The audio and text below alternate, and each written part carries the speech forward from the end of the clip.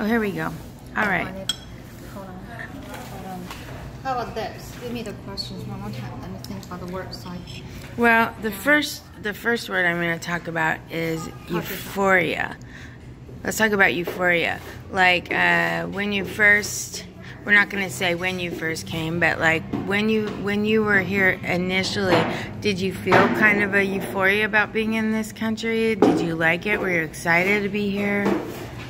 I think I was more curious than excited. I was curious about, totally different world, different language, different people, and different culture.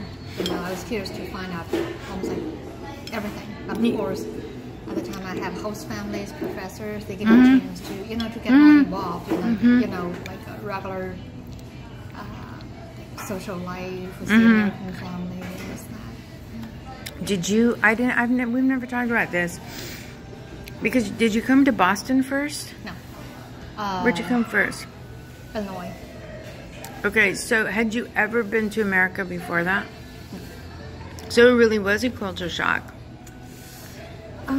Yeah, that's my first time in Bloomington Normal in Illinois, where I went to school. Wow. Yeah. Okay, so did you feel like that? Did you feel like you had a culture shock? Yes or no. I felt the difference. The different food, the way how you communicate with people are different. But I don't really feel it's a culture shock because I was in Hong Kong before I came to the country, which is a place where the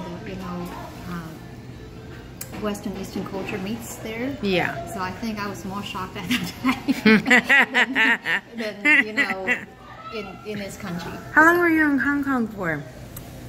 Like a little over a year. Wow.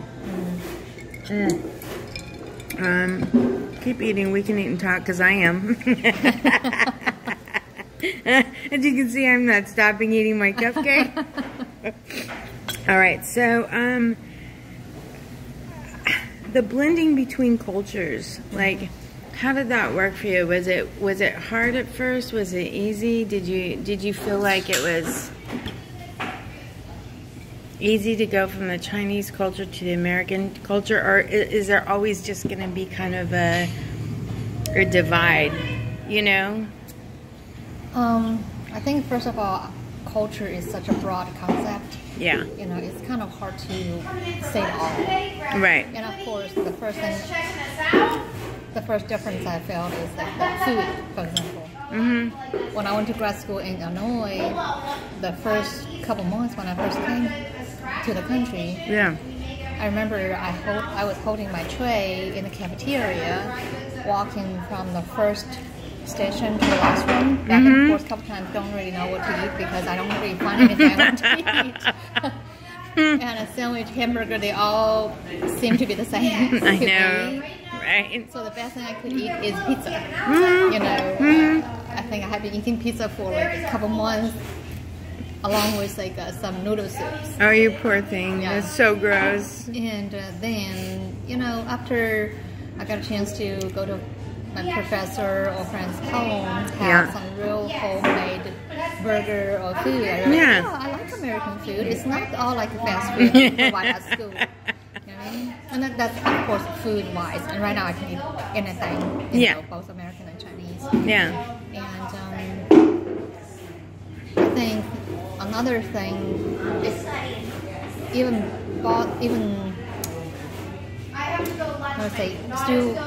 I still haven't figured out is like when people greet each other. Some Americans they like us to hug or just do more officially and also have more vivid facial expression, or they do more. But like in China, I think people don't do that. Yeah. I kind of seem to figure out who. You're not huggers in China? We don't. Yeah. But so what do you do when you really, really like somebody? I would tell someone we like them. Yeah, I don't think we hug that much. We do sometimes, and actually after coming to this state in this country for a couple of years, every time when I go back, I feel like, okay, I hug a lot more than other people do. And of course, like here, I think I'm how to say, I'm a hug person. I like to hug people when I'm really excited. But even though I probably don't think it's all that 100% like appropriate. Because you have a half hug or like a bear hug. I think people on the autism spectrum would do so much better in China because generally speaking, they're not super huggy people. They don't have that much like a facial expression. Yeah, and they don't like people invading their space or touching them unless they want to be touched. Like that's not the case with everybody, but I think generally speaking, there are some cultures that are less demanding of them in that physical piece. I think China would be better in that respect because all they'd have to do is hello, you know, and shake your hand and be on with it. And actually, culture shock, I didn't really stress that much, but culture-wise, I still feel that there's kind of like a barrier. Yeah. Even though I have been living in this country for so many years. Yeah. I feel like, you know, I speak better English now. I communicate with people, but I just don't feel that I'm part of it. Yeah. Yeah. You know what I'm talking about? So it's still different. It's like, oh, there's Miss Zhao. She's the outsider, or she's... They will respect me. Yeah. And I will respect them. But we just don't really, I don't know how to say. No, I get it. There's just not that connection. It's like not, because we're pretty close, right? Yeah. We see each other. Yes. Often we share happiness or unhappy moments. Right. Help each other out and support each other. But somehow, I think for most part, you know, it's just a hello kind of. Yeah, it is. Yeah, and I don't even know if it's a culture thing as much as a lack of intimacy in this country in general. I think we're really good at the surface stuff, but I think we have a really hard time putting down what we're doing and connecting with other people, having intimacy, you know, real friendship. But it's definitely easier with somebody from your same culture, I think. Yeah. That's true. You can kind of feel it more completely. Yeah. It's easier to just have those sparks, you know, when you communicate. Yeah. And of course, I think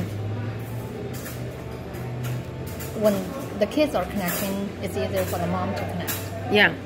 You know, when how to say, I think if your kids and my kids get along. They get along. Yeah. They like to hang out together. You can give a chance for us to communicate. And of course, it might not be the right person every time. Right. But if it is, it's a lot easier to get closer. Yeah, it is. I think, I don't know, it's just is it? I think it's that way. To describe. It's invisible. It is. And you know, that can get really lonely, I think, too. I think, do you find that, and eat your cake, and then I'll ask you this question, but like, I know that your dad just came over not too long ago, and, you know, you have your husband here, and James, and, so maybe having family here could help ease that sense of loneliness, you know, where you just want at least one place where you don't have to work so hard at being around other people. Did it help when your dad came over just to have that extra piece, or was it more work for you? Well, I think stay with us together is more work for my dad. Yeah, I understand what we're talking about. I definitely think that when I first came to the country by myself, I did have friends. I had host families, but still, you know, they are more empty space. Yeah. Would make me feel lonely. Yeah. And then my husband joined me a year after I came here. I felt like I was happier, and it feels a lot better. We can do things together. Yeah. Than me doing it myself. Yeah. And of course, when my dad or mom come to visit, I think, yeah, we have not only just like a small family, but also we have parents here. Mm-hmm. You know, just it's just like the family is bigger. You know, we have more things to do together. Yeah. While, say in China, you know, we have family, extended family, friends. We have a lot of connections. A lot of we can do a lot of things together. Mm-hmm. I just feel like I can enjoy myself more. Yeah. Like here, it's just family or parents, and sometimes friends. Yeah. And at some point, I enjoy what I'm doing right now. I enjoy this peacefulness, but at the same time, I feel like how to say. That loneliness is still something that follows me, and I can feel that myself. I can feel that when I see my son, because he enjoys so much to go back to China to visit every year. Yes. So he can see relatives, cousins, you know, get, you know, spoiled with more love, not only just from mom or dad. Yeah. And every time when I see people post pictures on Facebook, okay, they get together with their cousins, extended family, they're visiting each other, their kids get to play together. Right. I feel like, okay, that's something we don't really have here, but it's not because I don't get along with everyone. It's because like we are away from home. Yeah. Yeah. If we every time we go back, you know, life is a lot busier, and we don't get to eat at home much. Yeah. So there are so many events or things you can do. Yeah. With people around. Yeah. So, is it hard to come back here then? Because I know this summer you didn't get to go home, but last summer, is it hard to come back? Do you always feel a little terror when you have to get back on the plane to come back here? Well, yes. But at the same time, I kind of feel like it's hard to leave because this is the place that I live all year round. Yeah. My house, my yard, my you have all your stuff in the, you know, everything. And actually, it's two ways. Every time before I left, I got to go to the steakhouse, get some American food, and just to take pictures for my house, because this is something I don't want to leave either, because I have already have that connection, attachment, and then of course. Every time when I go back to China to visit for the first week or so, it took me about that much time to adjust myself, to get used to everything, because it's different. Yeah. You know, there are things I like, there are things I don't like, which is nothing's wrong. It's just different. Yeah. And even though I'm from China, but still, you know, all year round I'm here. Yeah. But of course, very quickly I will, you know, get used to everything. Yes. And everything feels so familiar and dear to me, and I enjoyed it so completely.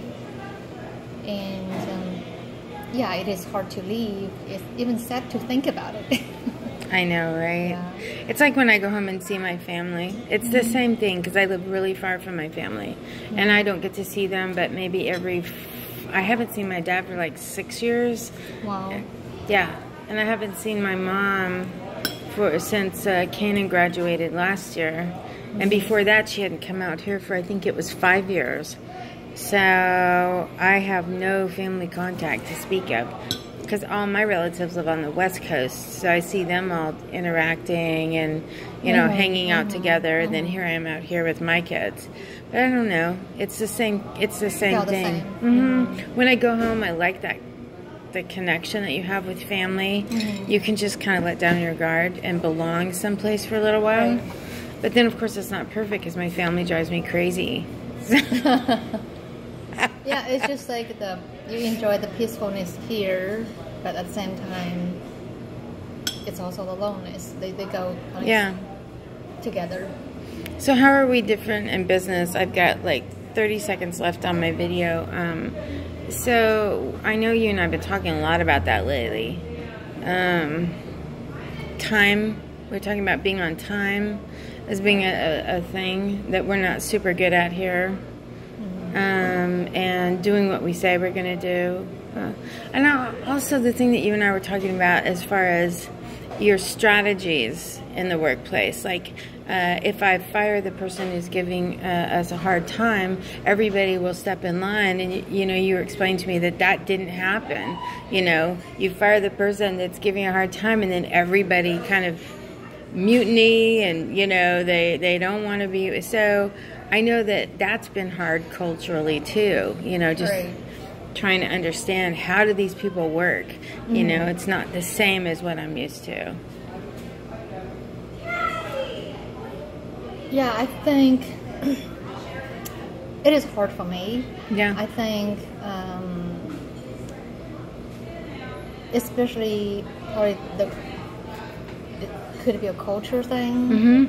Because I have no problem communicating with people in English right now. I think even though some people speak, one person told me that, okay, you speak good English, but the workers speak slang. They just don't speak the same language. I cannot change that, and I don't want to change that. And at the same time, I feel like after I overcome the language barrier, I realized there's something actually deeper. You know, there's something invisible there. Yeah. You know, it could be culture, or it's like a cultural difference between China and the U.S. It could be also a culture between, say, educated and uneducated. Uneducated. You know what I mean? I'm, you know, right now working with more uneducated people. It's their world. Like a working class or blue collar working class. I don't say they are not good. They are still good people. It's just like the way how to communicate with them, how to understand or interpret things and their logic. And I'm still trying to use my educator or educated person's brain, use my logic to understand them or communicate with them. But somehow